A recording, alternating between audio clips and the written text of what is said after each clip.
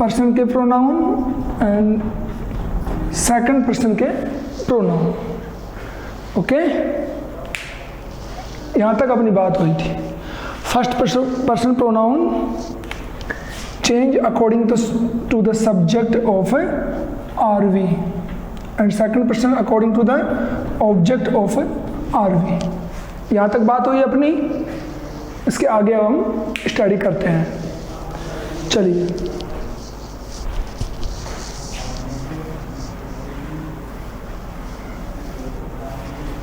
Example एक और लिखेंगे इसमें, after then next to study करेंगे।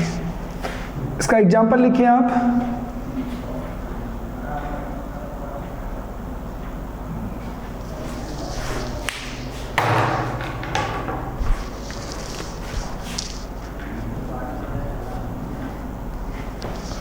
My brother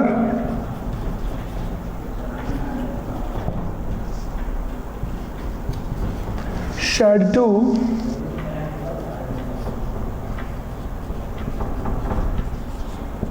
my mother.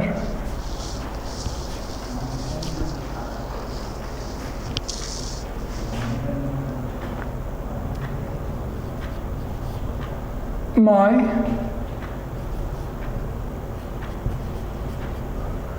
dress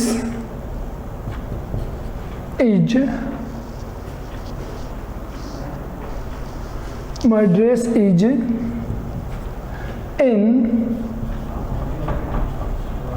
your shelf.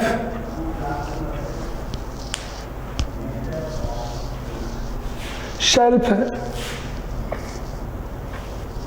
को मैं चेंज कर देता हूं, आप इसको योर सेल्फ वाला समझ जाओगे। ठीक है,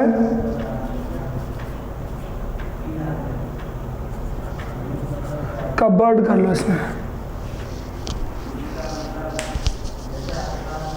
ठीक है, कबर्ड कर लो इसको। ध्यान देंगे आपको इस पे 3 वर्ड्स पे ध्यान देना है सभी को, और चेंज करके देख लीजिए एक बार चेंज करके देख लें।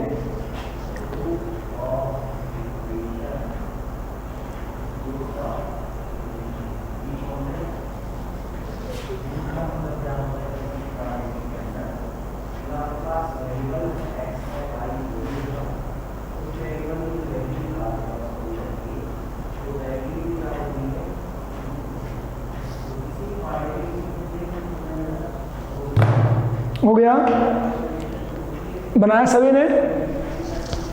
देखिए,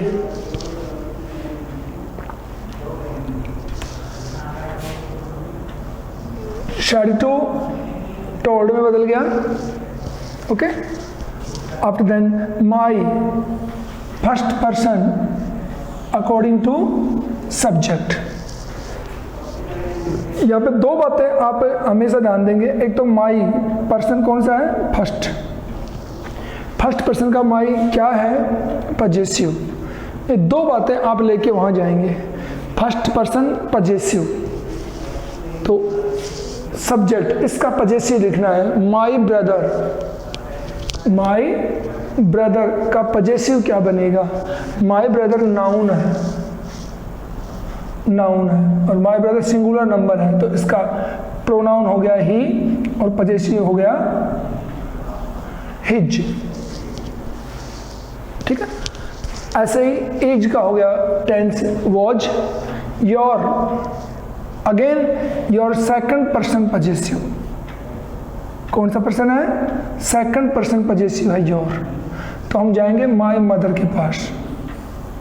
माई मदर, इसका प्रोनाउन बनेगा सी। ये ऑब्जेक्ट फॉर्म में है तो हर, और हर का पजेसिव भी हर ही होता है। माय मदर नाउन है, प्रोनाउन इसका सी। हमारे इस सेंटेंस में ऑब्जेक्ट फॉर्म में है तो सी का ऑब्जेक्ट हर, और हर का पजेसिव भी हर होता है। तो आप जो लिखे हो उसको चेक कर लें। It should be like this. My brother told my mother that. My brother told my mother that his dress was in her cupboard. क्या ऐसा है? चेक कर लें, ठीक है। इसमें अगर कोई भी आपकी गलती आई हो, my brother told my mother that his dress was in her cupboard. अब इसमें कोई चीज़ मिसअंडरस्टैंडिंग हुई हो तो आप पूछेंगे, ठीक है। Write to me if you have any problem in this, okay.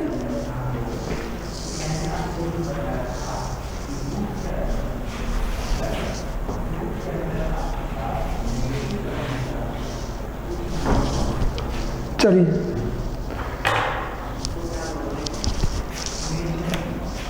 Next rule लिखिए आप।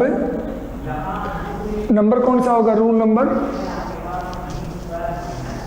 शायद 5th होगा, है 5। ओके, लिखिए रूल नंबर 5 लिखिए। If the RS is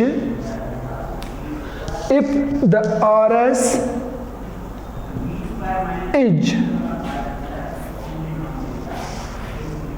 is an interrogative sentence,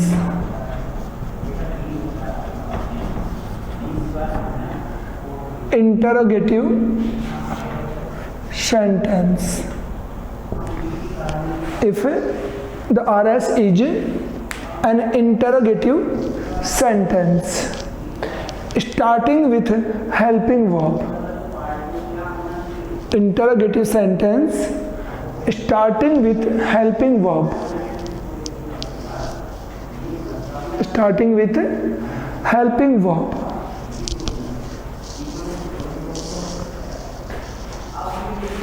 Starting with helping verb. Clear?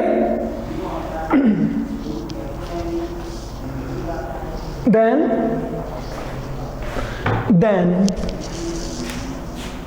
should to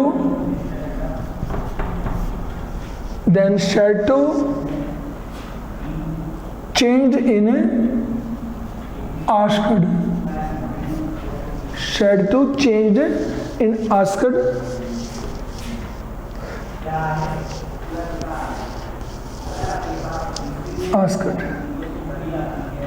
And at the place of comma,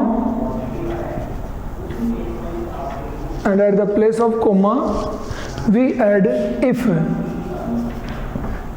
or whether. At the place of comma we add if or whether. After it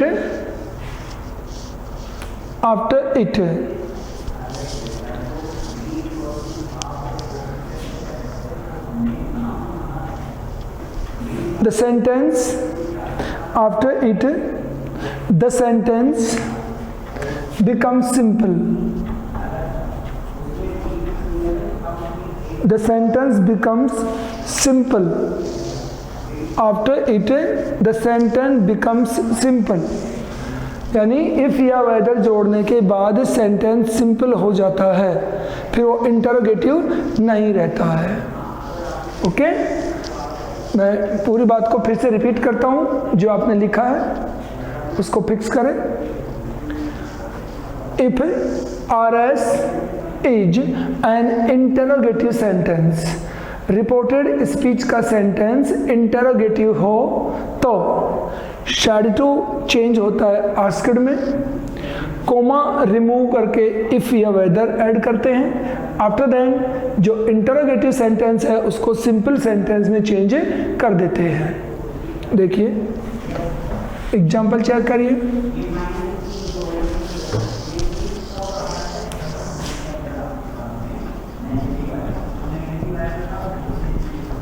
He said to us,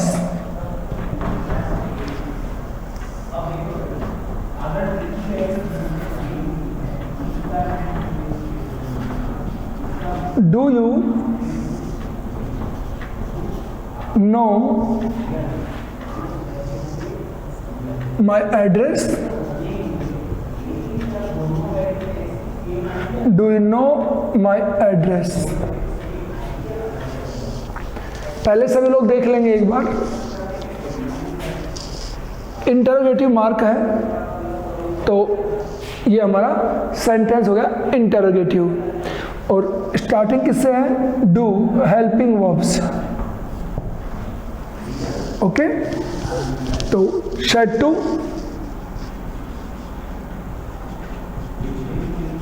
he asked us, remove the comma, if, after then. अब sentence interrogative है, इसे affirmative sentence में change करेंगे, simple sentence में change करेंगे। Okay, so हमने tense study किया है, टेंस इसीलिए पढ़ाते हैं आपको, तो इसको इंटरोगेटिव से अफर्मेटिव में चेंज करके नीचे लाना है।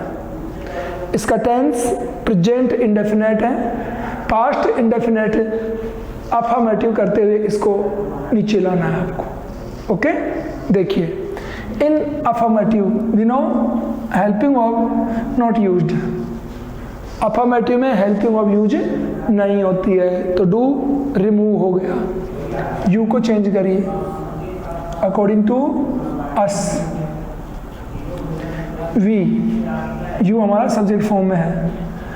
डू यहाँ पे आ गया, first form change into second form. New, my, first person ही के पास चले जाइए। Possessive, his, address. Now if there is any query tell me. अब कोई बात ऐसी हो जो समझ में नहीं आई हो तो बताएं, अदरवाइज मैं समझूं क्लियर है। ये first person second person change सबको क्लियर होने चाहिए, टेंस चेंज सबको क्लियर होना चाहिए, ध्यान देंगे। बाय द वे अगर कोई प्रॉब्लम है अभी बता दें तो वेरी नाइस, थैंक यू। आ गया सबको, लिख लीजिए। बाय द वे कोई पीछे रह गया हो तो लिख सकता है।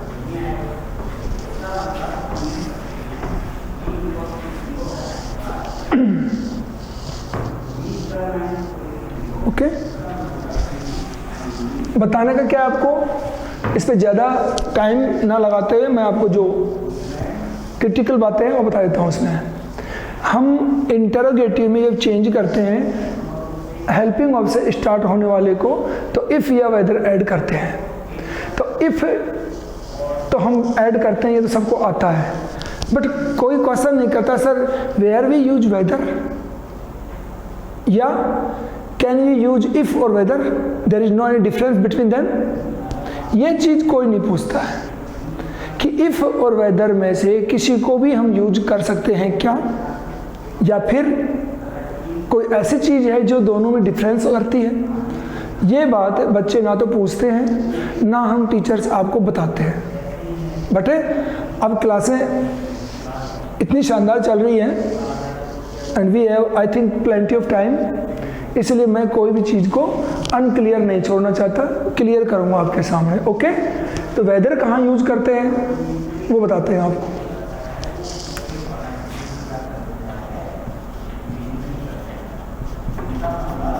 My father said to me, देखिए मैं बताऊं आपको, एक बार मैं एक डेमो क्लास में गया था। एक बार करने में मुझे कोई दिक्कत नहीं आ रही, because I am going since last 22 years. मैं पिछले 22 साल से डेमो में जा रहा हूँ, ठीक है, तो बहुत गया हूँ। तो मैंने इफ़ और वेदर के बारे में बच्चों से पूछा। क्यों? बच्चों ने मुझसे कहा कि सर हमें तो नरेशन पढ़ाइए आप, ठीक है, डायरेक्ट नरेशन पे टिका दिया टीचर को, बिकॉज दे वर इंजेक्टेड यानी खुद ने अपनी तरफ से नहीं कहा, उनको इंजेक्ट किया गया था कि टीचर को अपने मर्जी का टॉपिक स्टार्ट करवाना है। टीचर जो लेके आए ना उससे आपको नहीं लेनी है टॉपिक, ये उनको कहा गया था। नैरो माइंडेड पर्सन कुछ भी कर सकते हैं, नो प्रॉब्लम। तो said to me,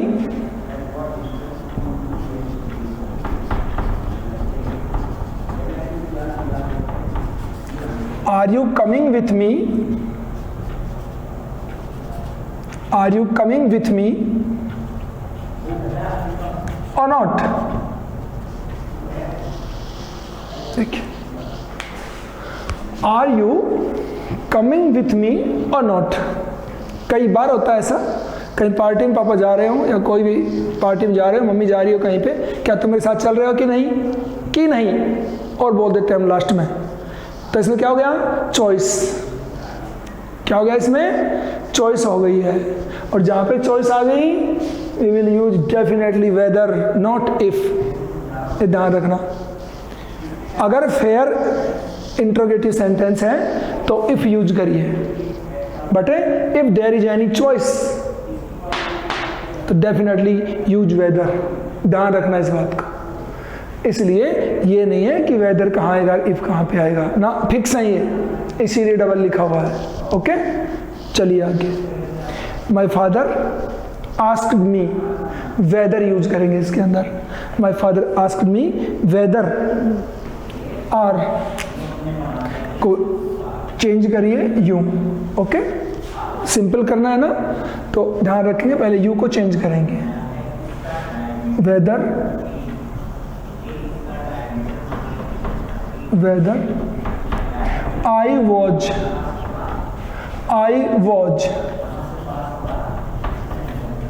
going with him, full stop. ध्यान से देखेंगे,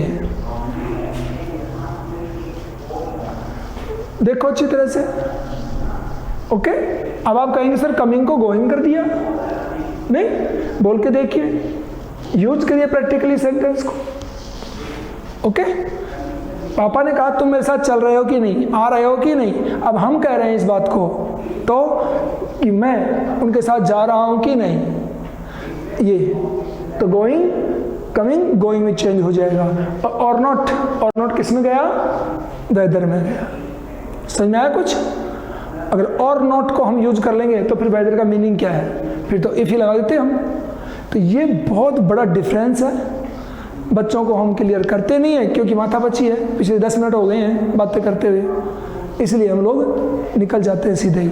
तुम पूछते नहीं हो क्यों, तुम्हें क्या तो सब कुछ आता है, या फिर तुम अपने आप को इन्वॉल्व नहीं करना चाहते किसी मैटर में। बाय द वे टीचर कुछ कह देगा तो इंसल्ट हो जाएगी। इतनी छोटी उम्र में इंसल्ट को बहुत ज़्यादा ध्यान देते हो, है ना। चलें आगे, लिख लीजिए अपने पास, आगे चलते हैं।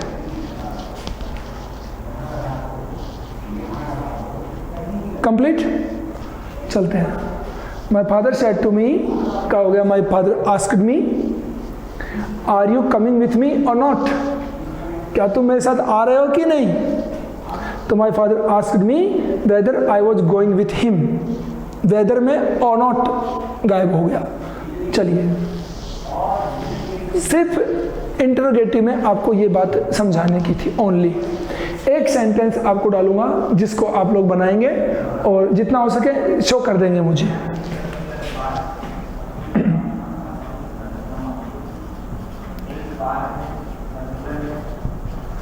She said to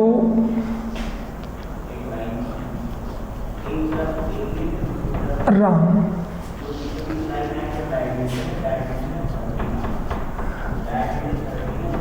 did you see my purse?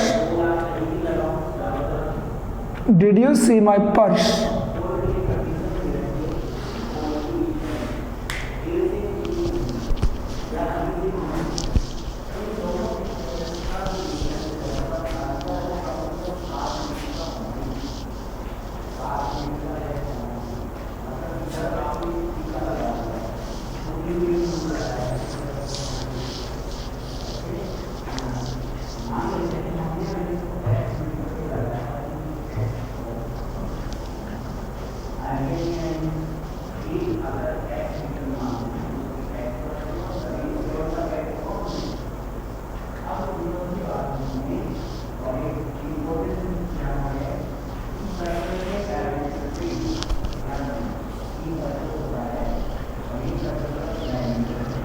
एक आंसर मेरे पास अपीयर हो चुका है, राइट आंसर। जल्दी करिए, आगे चलेंगे हम। ओनली 1 शो हुआ है।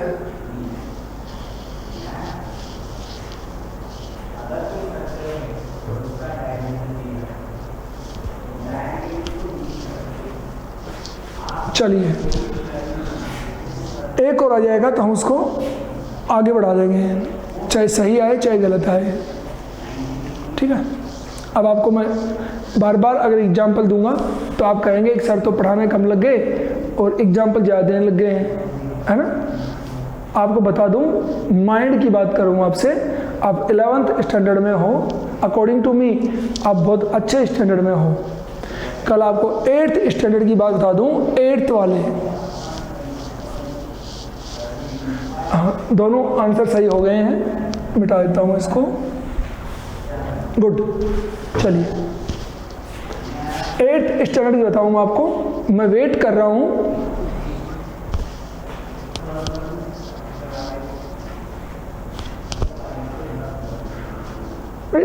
पंद्रह की बात हुई थी पहले, लेकिन अभी 20 तक बोल रहे हैं कि स्कूलें ऑफलाइन स्टार्ट हो जाएंगी। ठीक है। ये अभी किसने लिखा है ये मैसेज, ये मिस्टेक हो गया है सेंटेंस, किसने लिखा है जस्ट अभी अभी। चलो, क्लासेस जल्दी होने वाली है। मैं भी चाहता हूँ कि तुम फेस टू फेस मेरे सामने आओ। जो ये बॉक्स में नहीं आ रहे हैं ना, नीचे ब्लैंक बॉक्स है, मैं इनको देखना चाहता हूँ। ठीक है, ध्यान दो। तो 8th वाले स्टूडेंट्स को मैसेज लिखने में प्रॉब्लम क्रिएट होती है कि आंसर को लिख के वो मेरे सामने डाल दें। तो पता है, एक लड़की ने इतना गजब का मैसेज दिया सभी बच्चों को।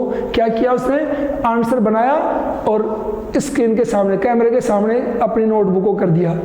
मैंने उसको पढ़ लिया, एकदम क्लियर पढ़ा दिया उसने मेरे को, यूं घुमा के, लिखने की जरूरत ही नहीं पड़ी। तो कितने यानी ब्रिलियंट लोग पढ़े इस दुनिया में। 8th में एक बच्ची ने अपना आंसर बनाया और कैमरे के सामने आंसर को यूं घुमा दिया, एकदम क्लियर पता लग गया। तुम बड़े हो, तुम लिखते ही नहीं हो, बहुत देर लगा देते हो, है? चले देखो, एक लड़की है जिसका नाम हर्षिता शेखावत लिखा आता है। उसका नाम हर्षिता है कि नहीं है, बाकी हर्षिता शेखावत उसके नाम पे आता है। बहुत ब्रिलियंट बच्ची है वो। चलते हैं आगे। नेक्स्ट रूल, इसी का जो हमने पढ़ा है इसको ए कर लें और इसका बी और लिख लें। जो जस्ट रूल हमने लिखा है उसको ए कर दें और उसी का रूल नंबर बी। ठीक है, रूल नंबर बी लिखिए। सेम वही लैंग्वेज रहेगी। RS सेंटेंस WH से स्टार्ट होने वाला हो, क्वेश्चन हो। If the RS is an interrogative sentence starting with WH word, इतना starting with WH word. When we use the WH word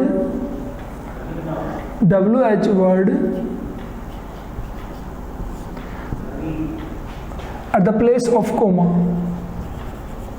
coma के स्थान पर वही WH वर्ड हम करेक्टिव में काम में लेते हैं। कोमा हटा करके कंजंक्शन में WH वर्ड यूज करते हैं और सेंटेंस को उसके बाद में सिंपल बना देते हैं। वही बात है ओनली। इफ और वेदर,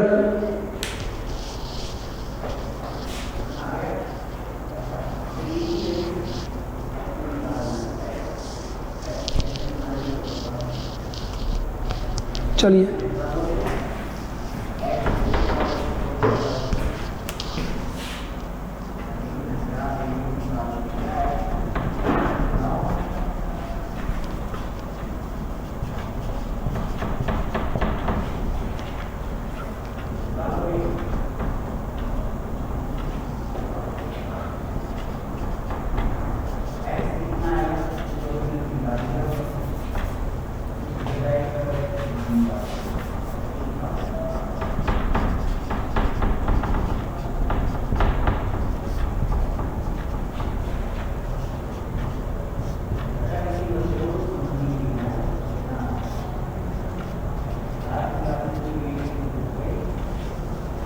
देखिए, he said to Meera when will you return my book.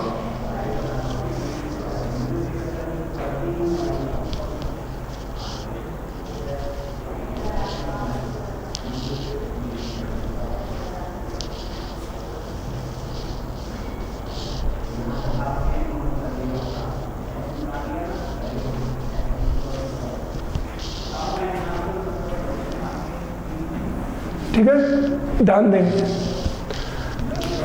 Asked comma remove करके वैन को अब हम कनेक्टिव बना देते हैं। अब ये WH वर्ड देखें, WH वर्ड कब होंगे?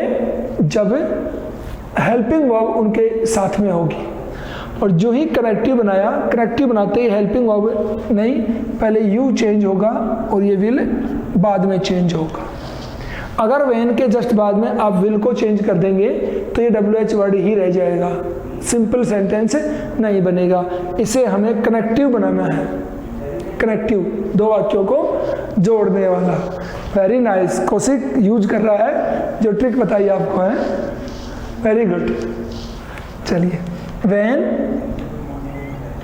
यू सी, ठीक है, when she would return his book, full stop. एकदम सिंपल सा है। व्हेन के बाद में सब्जेक्ट को पहले चेंज करेंगे आप और हेल्पिंग वर्ब को आगे ले जाएंगे। ये बन गया अपना सिंपल सेंटेंस, ये कनेक्टिव बन गया है, ध्यान रखेंगे हमेशा। अदरवाइज हमेशा व्हेन को देखते WH वर्ड कहोगे तो क्वेश्चन मार्क यहाँ आना ही चाहिए था फिर तो। ओके, तो ये डिफरेंस है इन दोनों बातों में। ये WH वर्ड है, इसे क्वेश्चन मार्क है, कनेक्टिव बन गया, क्वेश्चन मार्क रिमूव हो गया, ध्यान रखेंगे। चलें आगे।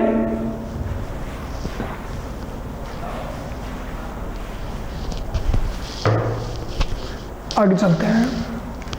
नेक्स्ट रूल, जो भी आपका नेक्स्ट रूल लिखेंगे आप WH वर्ड में, एक ही सेंटेंस काफी है, ठीक है। नेक्स्ट रूल लिखेंगे इंपेरेटिव सेंटेंस, ठीक है। तो इसमें लिखिए, if the RS is, if the RS is an imperative sentence, RS is an imperative sentence, imperative sentence, then said to, said is changed into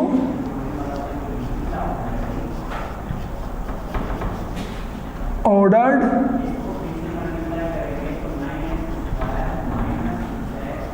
commanded,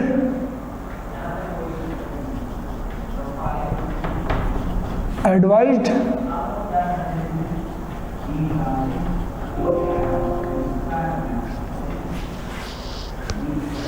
requested, requested, okay. और last में लिखेंगे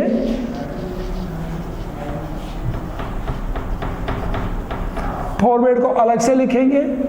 ये सब एक साथ करके मैंने फॉरवर्ड को अलग लिखा है, ठीक है, ताकि इसका डिफरेंस आपको नजर आ जाए।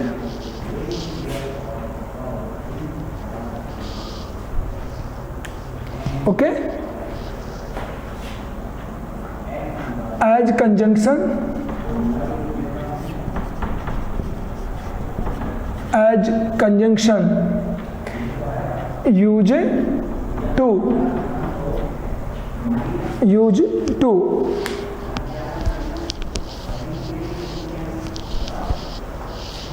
ओके। सेंटेंस को देखिए,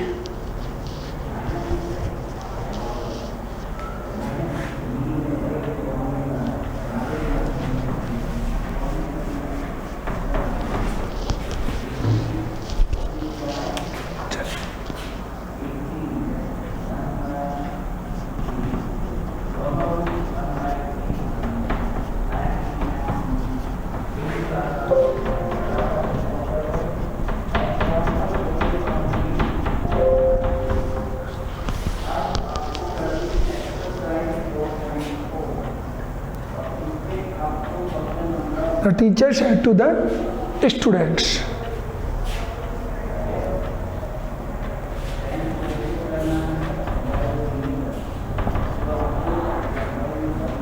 write this in your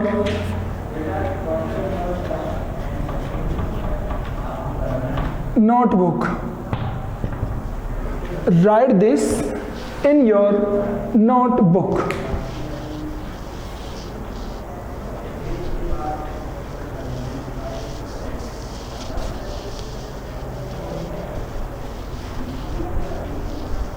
The teacher said to the students, write this in your notebook. Clear? ध्यान देंगे. Said to, टीचर ने क्या किया? कमांड या ऑर्डर लिख देते हैं.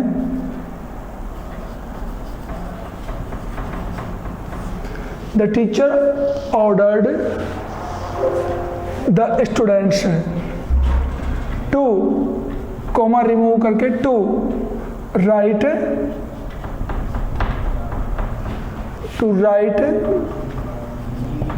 दैट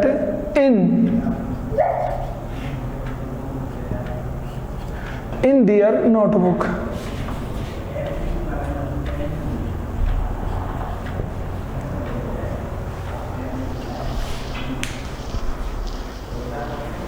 ठीक है.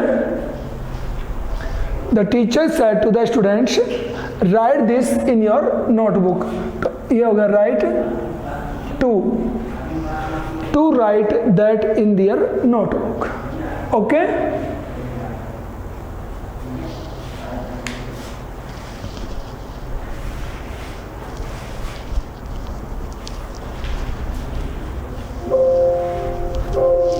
चलिए, ऑर्डर और कमांड की बात बता दें आपको. अभी लिखा हुआ आया अपने सामने, सुन लें. कमांड में एज ए रूलिंग काम होता है. ऑर्डर में हम उस बात को रूल नहीं मानते हैं. दोनों डिफरेंस बता दें आपको. कमांड जैसे like army, like force, like जितने भी लीगल वर्क्स होते हैं उनमें कमांड होती हैं. ठीक है, उनमें कमांड होती हैं और इस बात को मानना ही पड़ता है, वो डेफिनेट है. ओके. और ऑर्डर में होता है कि पद देखा जाता है कि कौन किसको बोल रहा है, वो ऑर्डर करेगा. कमांड होता है जिसमें हार्ड एंड फास्ट होता है. We can command at the place of order, but difference की बात करोगे तो ये लीगल में चला जाएगा. ठीक है. जनरल वे में दोनों सेम ले लेंगे, बट स्पेशल लोगे तो फिर ये कमांड और ऑर्डर डिफरेंट हो जाएंगे. ये हो गया. इसके बाद में कल पढ़ेंगे. आज का टाइम हो गया है. Thank you. Have a nice day. We will meet tomorrow.